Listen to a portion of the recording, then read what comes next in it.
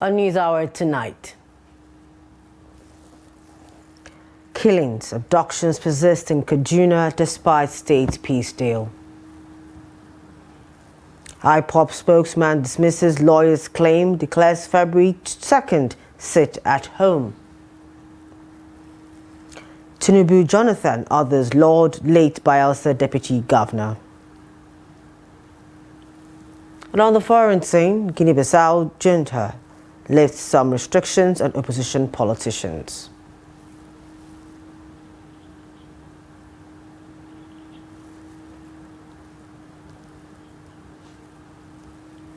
Good evening, this is News Hour on Trust TV. I am Chiamaka Mwafo. Two nursing mothers have been abducted by suspected bandits at a community of Marabanjos in Igabi local government area of Kaduna State. Residents say the attackers stormed the community at about 11 p.m. and whisked away the women, leaving their infants behind. A family member, one who spoke on condition of anonymity, said the victims were wives of his brother. He explained that the bandits met the husband in the house but mistook him for a teenager because of his small stature. He appealed for prayers for the safe return of the abducted women.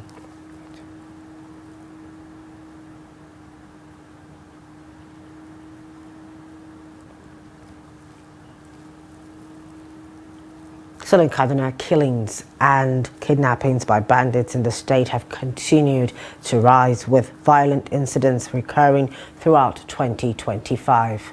Some residents in affected areas say attacks have increased despite an earlier well-publicized peace deal initiated by the Kaduna state government.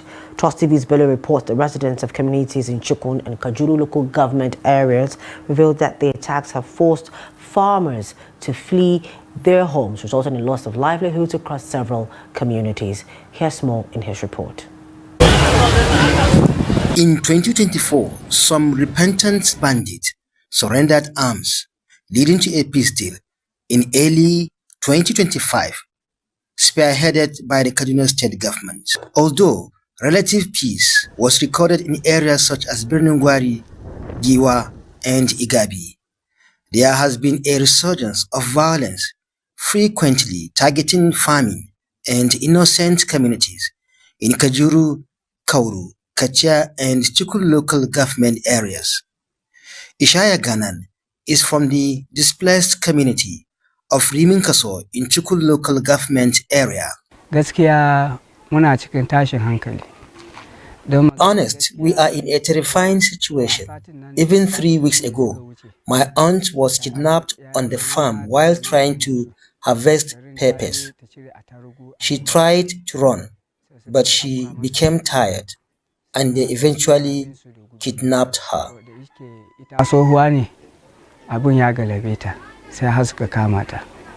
Adam Slay, who also fled his community of Kaso due to bandit attacks, expressed worry over the recent persistent violence. Abin ya dawo sosai wanda kusa kullum sai an kwashe mutane.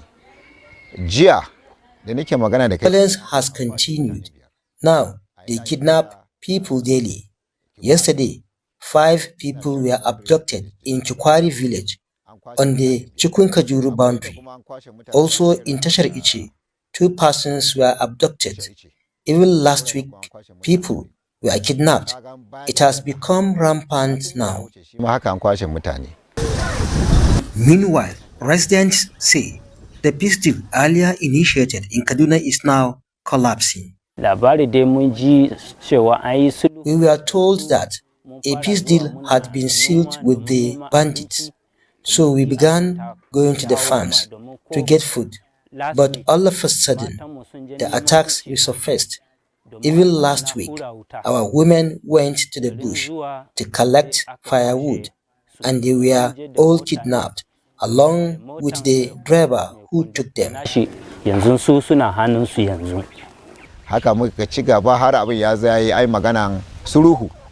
We were informed about the peace deal. However, we did not experience any real peace.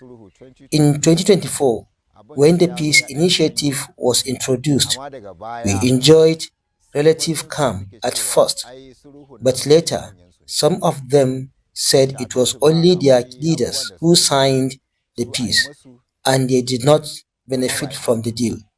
haka su ba za su daina aikin da suke yi ba. Farming and other agricultural activities have been severely disrupted due to continued attacks on farming communities, a situation residents say has greatly affected their livelihoods. To magana gaskiya rime kaso ta zama kufai. To tell the truth, Rimin Kaso is now a ghost town because people have fled the community as the attacks have intensified. Mutum a garin to ya je noma ne.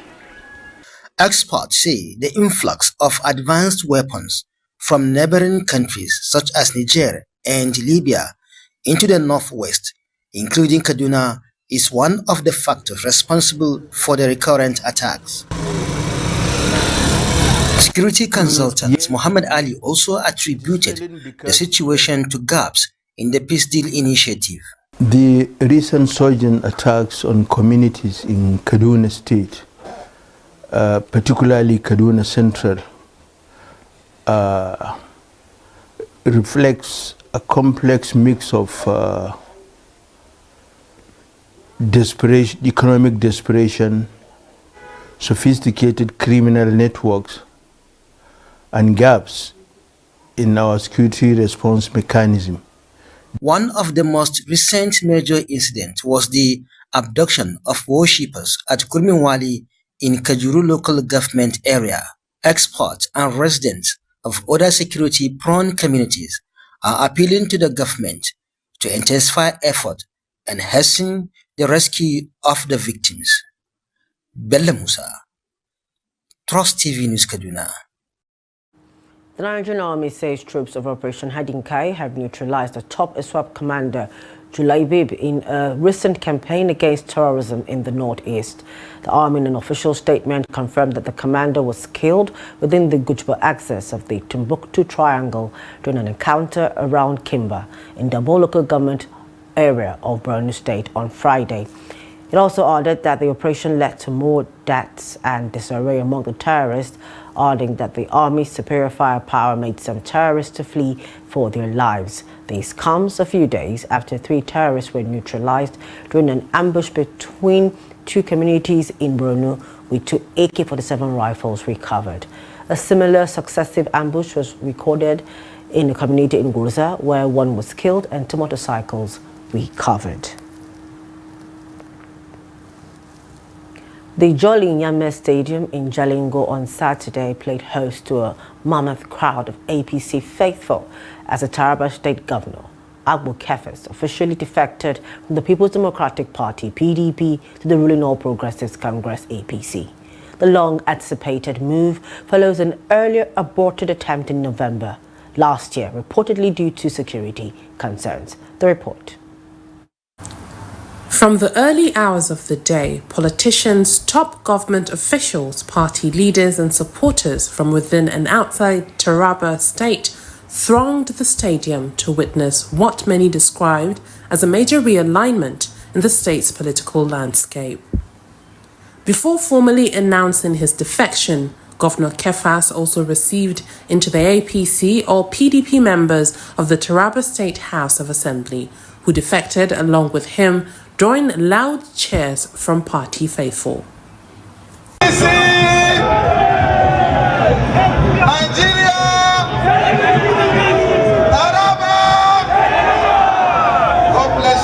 The event attracted prominent national figures, including Vice President Kashim Shettima, Senate President Godswill Akpabio, represented by Senator Barrow Jibrin, APC National Chairman Professor Nentawe Yelwata, and former APC National Chairman Alhaji Umar Ganduchi. They described the governor's decision as bold and strategic, pledging the ruling party's full support for the development of Taraba State. Governor Kefas said his decision was taken in the best interest of Taraba State and its people. He noted that the move was about unity, progress, and aligning the state with the Center for Greater Development. He assured residents that the defection was aimed at promoting inclusive governance and securing a better future for all. Let me be clear today, I have moved from the People's Democratic Party to the All Progressive Congress. Some have called this defection, others have called it self-preservation, some say it is ambition. But I say to you, it is about mission. I did not make this decision lightly. I did not make it for comfort. I made it with full awareness of the burden I carry as a servant of my people. This move is not for me. It is for you, the people of Taraba State. It is for the hungry child. It is for the farmer without assets. It is for the youth without opportunity. The traders without security. I did not come into politics to be blind to reality.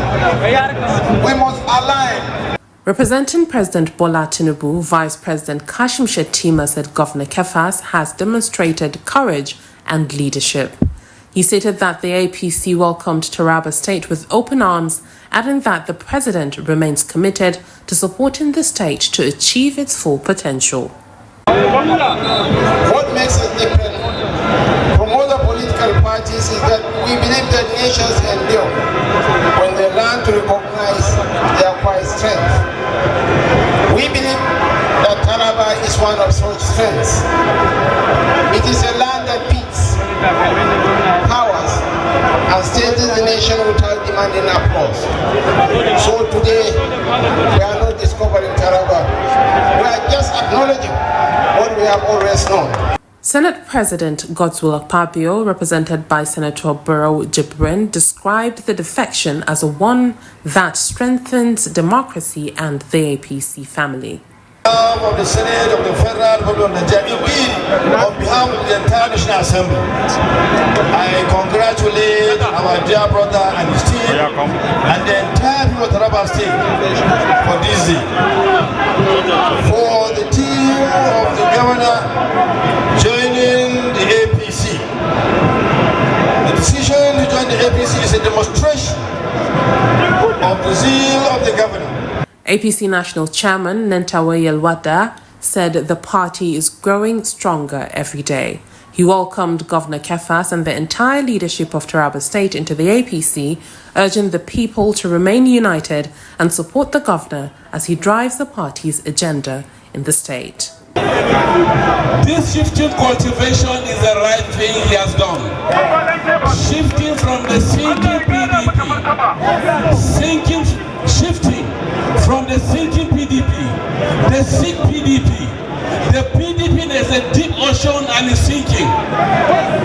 The life jacket is given in the whole to Taraba. The Taraba State APC chairman Ibrahim Tukur El Sudi described the occasion as historic. He said the governor's decision reflects his commitment to development and national unity, advising residents to support the movement and take advantage of the opportunities that come with being part of the ruling party. Today, APC has conquered PDP not through the guns, the barrels of guns, not through the ballot, but through the instrumentality of the progressive policies and programs of His Excellency Bola Tinubu. The event was conducted peacefully with supporters celebrating what many called a new political chapter for the state. The African Democratic Congress has called on the National Assembly to urgently pass the Electoral Bill 2025, warning that continued delays could undermine critical electoral reforms and threaten the credibility of the 2027 elections. ADC Publicity Secretary Bolaji Abdullahi, in a statement on Saturday, accused the APC-led Senate of delaying the bill and warned against weakening or stalling key reforms like electronic voter accreditation and results transmission. On Thursday, the Senate inaugurated a 7-member ad hoc committee to review, harmonize, and streamline senators' contributions to the proposed amendments to the Electoral Act as part of renewed efforts to fortify Nigeria's electoral framework ahead of the 2027 general elections.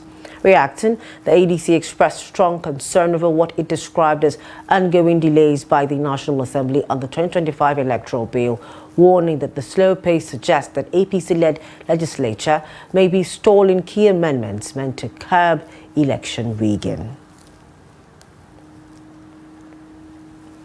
The atmosphere at St. Paul Catholic Church in Ofoni Federated Community was solemn and reflective as the remains of the late Deputy Governor of Bayelsa State, Lawrence Ehuru-Jakpo, were laid to rest. Speaking at the funeral mass, President Bola Ahmed Tinubu, represented by the Minister of State for Petroleum and Oil, Heineken Lopobiri, alongside former President Goodluck Jonathan, conveyed heartfelt condolences to the government and people of Bayelsa State, the Ehuru-Jakpo family, and the people of Ofoni. Trust TV's Friday, Ebmopo Peter reports. President Bola Tinubu and former President Goodluck Jonathan both described the passing of the Deputy Governor as not only a great loss to the Bayelsa State, but also a significant loss to the nation. They eulogized him as a man of wisdom with the ability to make people feel valued, adding that he was true testament to his character. They urged mourners to take consolation in the Holy Scriptures. The passing away of His Excellency Lawrence Ehuru-Jakpo is not only a loss to Bayelsa State, not only a loss to his immediate family, but in fact a significant loss to the entire country. Ultimately, life is not measured by material possessions, but by service, impact, and legacies that you leave behind while you are here. Posterity will always judge everybody not by what you acquired, or by how faithfully, you have lived and how deeply you have touched the lives of other people. Therefore, by this standard, we can confidently say that our brother Ehuru-Jakpo lived a fulfilled and worthy life. In every community, you have three types of characters, three types of human beings. You have the idiots, you have the tribesmen, and you have the citizens. Our brother Lawrence that left us was a citizen. He was a nice man. He taught people, and we pray that God should receive his soul. In his remarks, Governor Doye Duri said the overwhelming outpouring of sympathy had strengthened both the government and the people of Bayelsa State, making them feel deeply loved and supported. He appealed to the Catholic Church to consider the creation of a diocese for Yenagoa in honor of the late Deputy Governor, Senator Lawrence Ehuru-Jakpo. May the soul of His Excellency Senator Lawrence Ehuru-Jakpo find repose and abiding love of God. May his memory be forever a blessing to us. And we hope, because hope beats us trust. My dear Deputy Governor, brother, friend, compatriot, partner and ally, adieu, farewell. Delivering the homily at the Mass, the Bishop of the Catholic Diocese of Bomadi, Most Reverend Hyacinth Oroko Egbebo, eulogized the sterling qualities of the disease. He called on politicians to emulate the late Deputy Governor's exemplary leadership style and warned against the dangers of vote buying, which he said undermines the democratic values. I am calling on politicians to imitate exactly what this man has left behind. This man came as a good Christian, and he has impacted in a way that I've never known politicians to have done. He has made us to believe in politics and politicians by the way he lived. Everybody in Yenagoa and suburbs and so many places that he has touched their lives are weeping. This country belongs to all of us. So let your votes count in the direction of those who are impacting on you positively.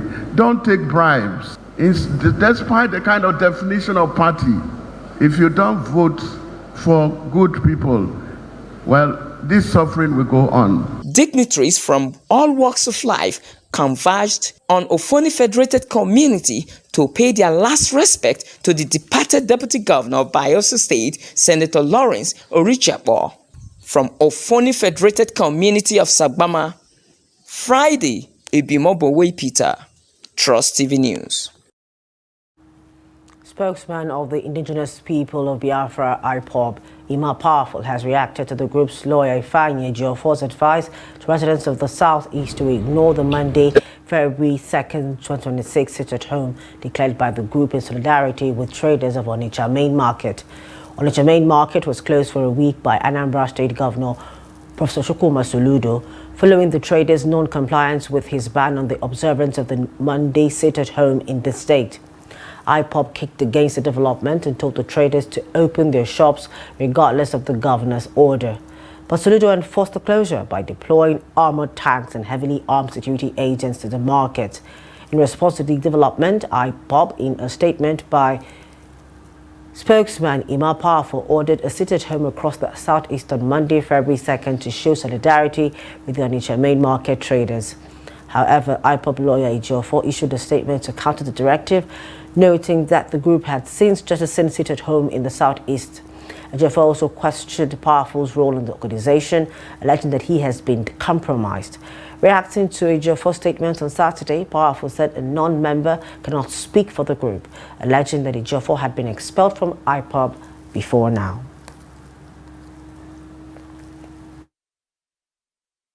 State Governor Francis Nwifuru has ordered the removal of traditional rulers in the Amasiri clan of Afikpo local government area and directed the withdrawal of their staff of office.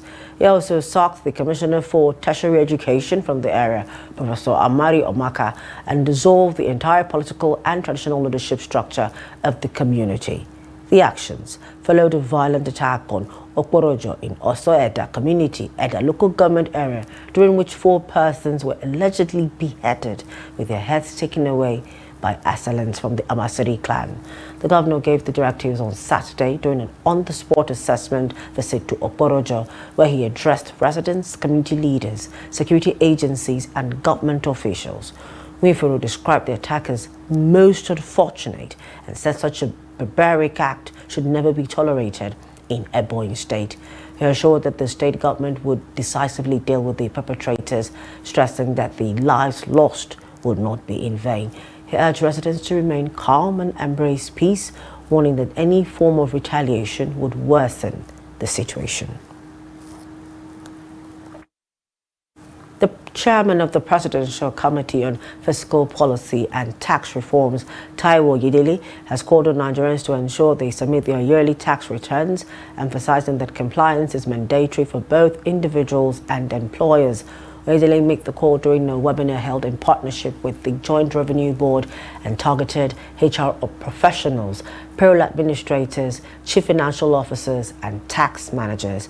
He pointed out that a significant number of Nigerians still fail to meet their self-assessment filing obligations. Yedele further noted that individuals are equally required to submit self-assessment tax returns, adding that adherence in this category remains alarmingly poor nationwide. According to him, recent tax reforms make it clear that workers cannot rely solely on tax deductions made by their employers to fulfill their legal responsibilities.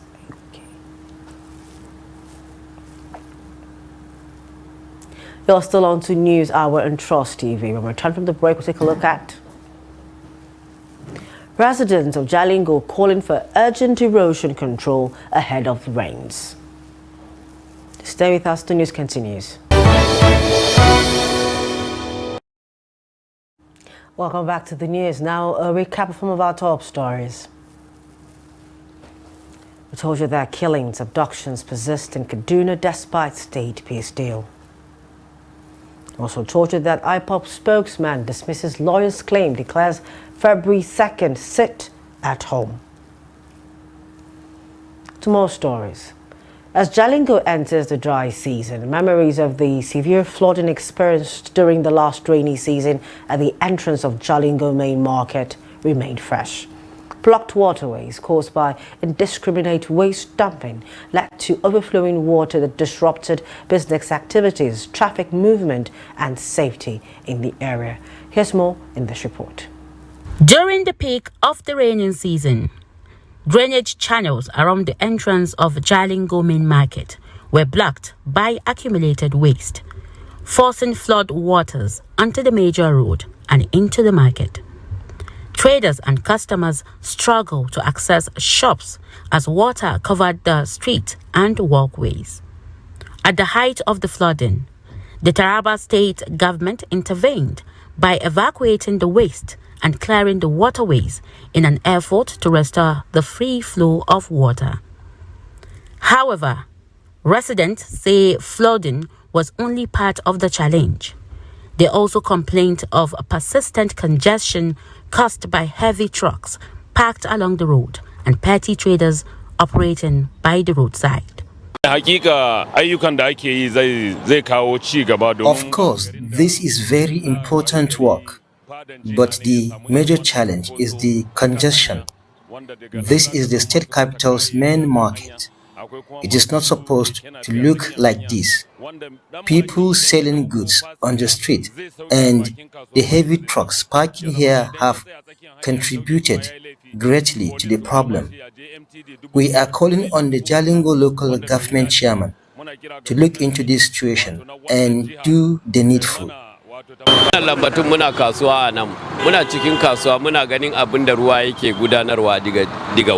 We have been facing this problem for more than 3 years now. There is a metal construction in the waterway under the street. The metal has accumulated waste, blocking the free flow of water and leading to flooding on the street and into the market. The government should come to our aid for the betterment of its citizens. Passing through this road, especially during the rainy season, was stressful. Criminals were also everywhere. You had to watch your belongings and be very careful. Some residents alleged that the congestion around the main market created opportunities for crimes such as stealing and phone snatching. This has prompted calls for the local government to enforce traffic control and market regulations as practiced by previous administrations. This situation is causing a lot of problems and delaying people in the market. We all know that petty traders selling goods on the road have contributed to the traffic that is troubling people on the street. A few years back, when they were forced to leave the area, the place became less congested. On the other hand, some business operators, including the secretary of the NURTW Jalingo Main Market branch, said the congestion supports economic activities. They argue that the presence of trucks and crowds at the market entrance reflects increased commercial activity and growth in the market. All that the government is doing here is doing for their own benefit. For those that are looking for their food here, government is trying to clear whatsoever the refugees and whatsoever for their own benefit. Or another, during the rainy season, you can't keep your car here, because if you keep your car here, when water comes, it will enter your vehicle. It will almost try to move with your vehicle safe. As the dry season begins, residents are urging authorities, especially the Jalingo local government, to sustain cleanup efforts and address congestion ahead of the next rainy season. They hope these measures will prevent a repeat of last season's flooding at the entrance of the main market. From Taraba, we go to Lagos, where the West Management Authority has arrested several cart pushers for illegally dumping waste along the Lagos-Badagry Expressway, Ojo, as part of efforts to curb environmental degradation in the area. The arrest followed the discovery of an unauthorized dump site during a routine monitoring exercise carried out by Loma's Waste Investigation Surveillance and Enforcement Team, Ijora Sebe Division. In a statement issued on Saturday in Lagos, the Director of Public Affairs, Loma, Mukaila Sanusi, said the suspects were apprehended while unlawfully disposing of refuse at the location. He explained that the operation was led by the head of the Ijora Division, Oladeji Adebayo. Sanusi quoted the managing director of Loma, Muyiwa Badegwesi, as saying that the activities of unregulated waste handlers continue to pose serious environmental risk and undermine the state's waste management framework. The Borno state government has charged newly sworn-in local government chairmen to align their administrations with the state's 25-year development plan while delivering tangible grassroots development. The government also emphasized that payment of salaries and staff entitlements is non-negotiable, urging the chairman to run inclusive administrations. Borno State Acting Governor Usman Kadafo gave the charge during the swearing ceremony at the Government House in Maiduguri. Trust TV's Beatrice Kuriti reports. It was a memorable day for the 27 newly elected local government chairmen as they were sworn in by a representative of the Borno State Chief Judge in the presence of the acting governor, government officials, party supporters, and well-wishers. The acting governor reminded the chairman that their victory comes with enormous responsibility, stressing the need for accountability, transparency, and improved service delivery at the grassroots.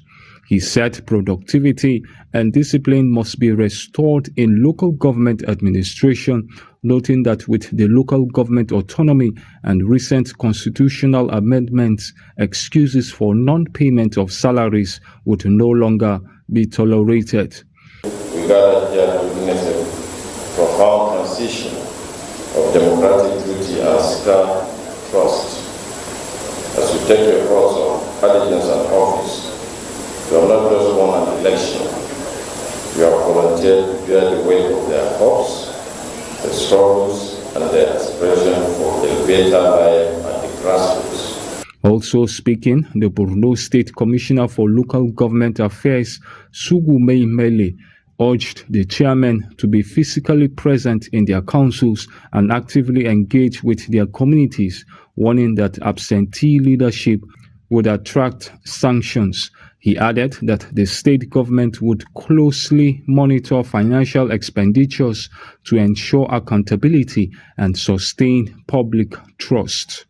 It is important to note that submissions and requests from local governments are carefully assessed and approved based on their full consistency with the strategic initiatives. Alignment with this framework will not only facilitate approvals, but will also ensure that local government interventions contribute meaningfully to the broader development vision of His Excellency and the future of Borno State.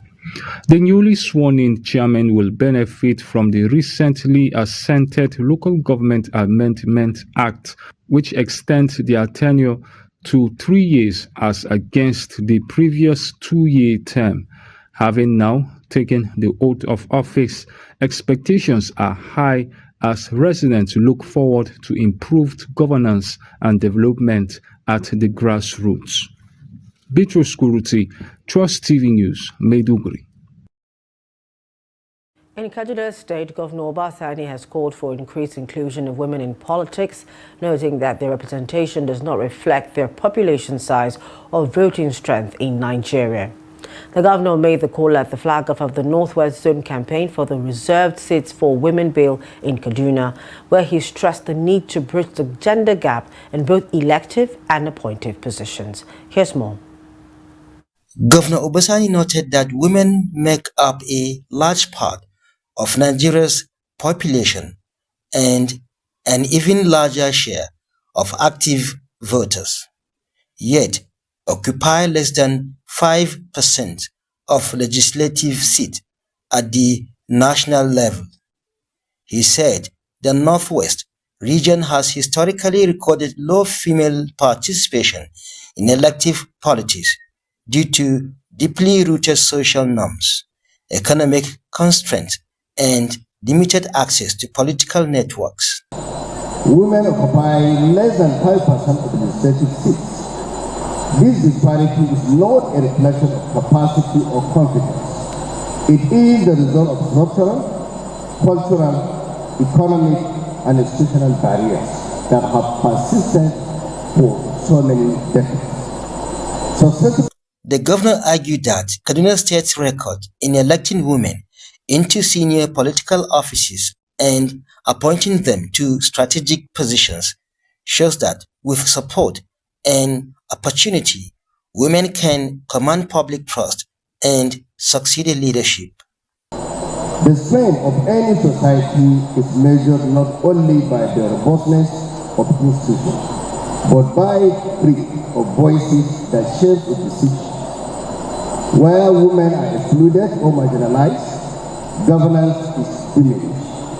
Where women are present, societies tend to be more stable, policies more humane, and development more enduring. In her remarks, APC National Women Leader Mary Alile Idele lamented the decline in women's representation in the National Assembly from 2003 to 2023. From 2003 to 2023, Nigeria has witnessed a troubling decline in women representation in the National Assembly. In 2003, women held about 7% of the seats. By 2007, this dropped to 6%. In 2011, despite national efforts, representation staggered to about 7%. Idele, who commended President Bola Tinubu for his renewed hope agenda, which prioritizes inclusive growth, gender empowerment, and national unity, argued that the bill is not a favor to women, it is an investment in Nigeria's future. Still in the northwest, in Jigawa State, Governor Omar Namadi has commissioned a state-of-the-art pharmaceutical warehouse designed to ensure a steady and reliable supply of essential drugs to healthcare facilities across the state. Now, the new facility will serve as the central medical store, handling the storage and distribution of medicines to hospitals and primary healthcare centers statewide. Here's more.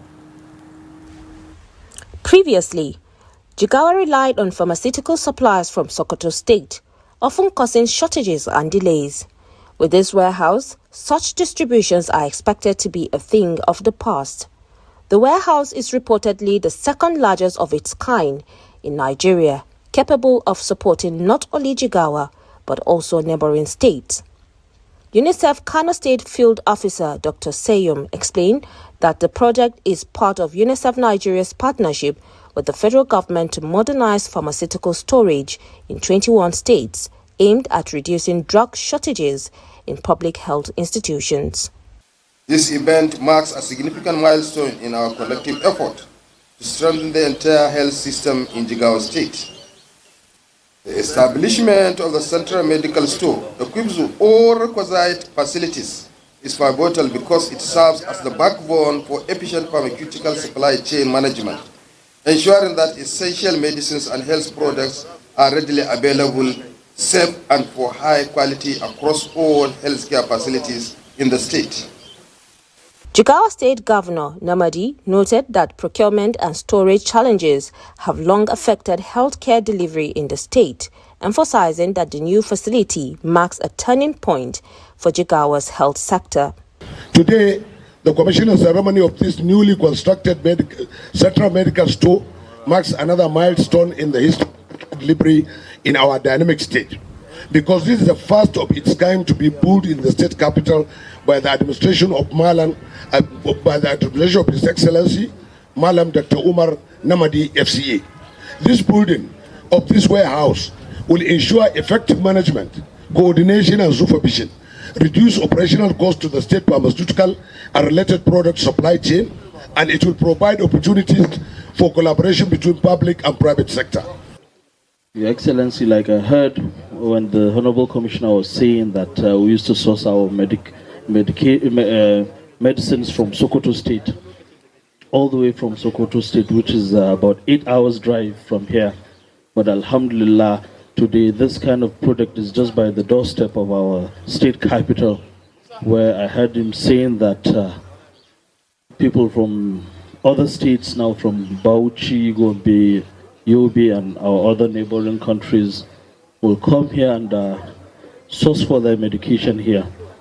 This is something of a pride to us as indigents of Jigawa State, that we don't have to go out and source for medical medication for our own people, but rather it's just here, and other places will come and source it from here as well. Yes. The governor, alongside top officials, inspected the warehouse, reviewing its advanced equipment and infrastructure. The pharma-grade warehouse is expected to improve access to quality medicines and strengthen healthcare services across Jigawa State and neighboring regions. You're also watching News Hour on Trust TV. On return, business, foreign and sports. Please stay with us.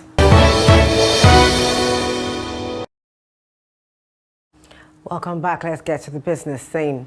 The Naira recorded a week-on-week gain to close at 1,391 Naira to a dollar in the official foreign exchange market, supported by improved liquidity conditions and a rise in the country's external reserves. This according to data from the Central Bank of Nigeria's CBN website. The data showed mixed performance of the currency over the trading week. The Naira strengthened consistently in the official market during the week, reversing losses seen in the previous trading period. Available data indicate a gradual improvement in price, and its demand-supply dynamics in the FX market showed signs of stability. Now, the Naira closed at 1,391 Naira to a dollar on Friday, down from 1,385 Naira to a dollar on Thursday. On a week-on-week basis, the currency appreciated from the previous week's closing rate of 1,421 Naira to a dollar. The African Development Bank has approved a $3.9 million two-year project to help Nigeria and 12 other African countries implement energy compacts under Mission 300 to expand electricity access by 2030. The approval was granted by the AFDB Board of Directors and disclosed in a statement published on the bank's website on Friday. The project is designed to help participating countries translate their energy plans into concrete electricity connections for households, businesses, and public institutions. The initiative comes as African governments intensify efforts to close the continent's electricity access gap, which continues to constrain economic growth and social development. The AFDB says the project is intended to move countries from policy commitments to practical delivery of electricity access. Wale Shonibare, Director of Energy, Financial Solutions, Policy and Regulation at the AFDB, said countries had made bold commitments through their energy compacts. And away from Nigeria, the military junta in Guinea-Bissau is no longer seeking to arrest a senior opposition politician who has been on the run, an opposition official said on Saturday. But another prominent opposition leader, whom the military released from prison only on Friday, has now been placed under house arrest. The junta imprisoned several senior politicians after overthrowing President Umaru Sissoco Embalo and seizing power on November 26th, just days after the presidential election and before the official results were released. The military suspended the electoral process and Embalo fled the country. His main electoral rival, Fernando Diaz, who said he had won the vote, escaped arrest by taking sanctuary in the Nigerian embassy. On Saturday, Diaz's communications manager said the military had lifted most of the restrictions placed on Diaz. He also said Embalo's former Prime Minister, Geraldo Martins, had been released. One person was killed and another injured in drone strikes in Ethiopia's northern Tigray region on Saturday, as a new Tigrayan official and humanitarian worker said, in another sign of renewed conflict between regional and national forces. Ethiopia's National Army fought fighters from the Tigray People's Liberation Front for 2 years until late 2022 in a war researchers say killed hundreds of thousands through direct violence, the collapse of healthcare and famine. Fighting broke out between regional and national forces in the disputed territory of Western Tigray earlier this week, according to diplomatic and government sources. The senior Tigrayan official said the drone strikes hit 2 Isuzu trucks near Antiko and Gendepta, 2 places in Tigray about 20 kilometers apart. A humanitarian worker confirmed the strikes had happened both asked not to be named. The Tigrayan official said the Ethiopian National Defense Force launched the strikes but did not provide evidence. And it's time for Sports Update with Adeniyi Ajishafe.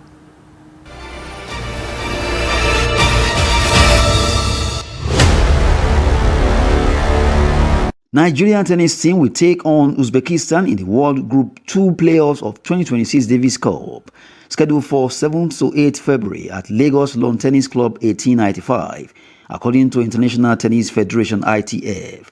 Team Nigeria, made up of Adeleye Daniel, Emmanuel Michael, Bulus Christopher, Abua Kanis, and Alafia Ayeni, will compete in both men's singles and doubles events, seeking victory on home soil. Nigeria secured playoff berth following a convincing outing at African Group 3 tournament in Zimbabwe, finishing among top teams like Namibia and Senegal. Their impressive performance earns Team Nigeria a place in the highly competitive World Group 2 tennis playoffs.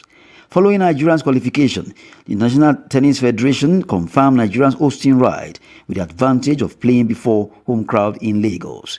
A win against Uzbekistan will see Nigeria tennis team advance to World Group 2. A potential World Group 1 win will bring them closer to the elite stage of global tennis and the possibility of featuring at Davis Cup World Finals. And in football, Rivers United returned to familiar ground on Sunday as they host Power Dynamos of Zambia in a crucial CAF Champions League matchday 4 fixture at Godswill Akpabio International Stadium, Uyo, Akwa Ibom State. First leg in Ndola, Zambia ended goalless, a result that earned the Garden City side their first point in Group A. Both sides are still searching for a first win after 3 matches, with qualification hopes hanging by a thread. Sunday's encounter has taken on a must-win, especially for the pride of Rivers. Meanwhile, Rivers United coach Finidi George said winning is non-negotiable at this stage of the competition. Finidi called for fan support as Rivers United chased their first win of the campaign. That's Sport News. Adeniyi Ajishafe.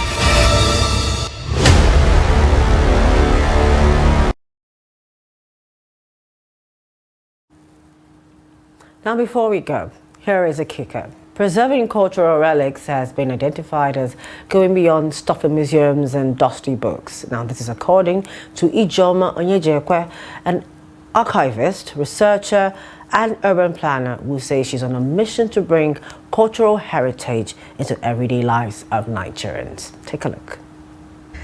Ijoma Onyejekwe views spaces like the village Bristol as evidence of her professional philosophy that heritage which generates revenue is heritage that survives.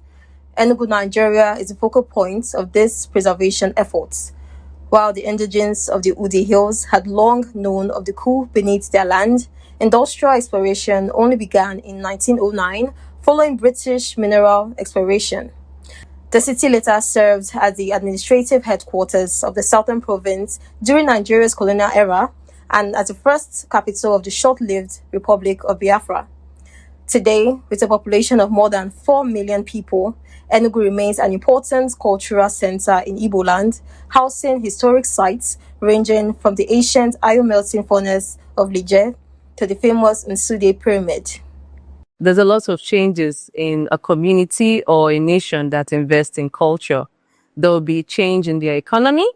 There will be change in their social stability. There will be change in their security system. There will also be change in their technological know-how and technology. You see, culture is multifaceted. Culture has to do with the architecture of the people, the settlement patterns, their history, their fabrics, their hairstyle, their dance, their food. Onyejekwe, the Assistant Chief Monument Officer at the National Commission for Museum and Monuments, brings a specialized background to her role. A registered urban planner with a PhD from the Enugu State University of Science and Technology, she has spent her career bridging the gap between historic preservation and urban development. The more you appreciate your culture and begin to monetize your culture, the more you preserve your culture and your economy. But once a culture is not monetized, that culture will definitely die. Programs Manager Ifoma Nnamadi also emphasized the need for a shift in perspective.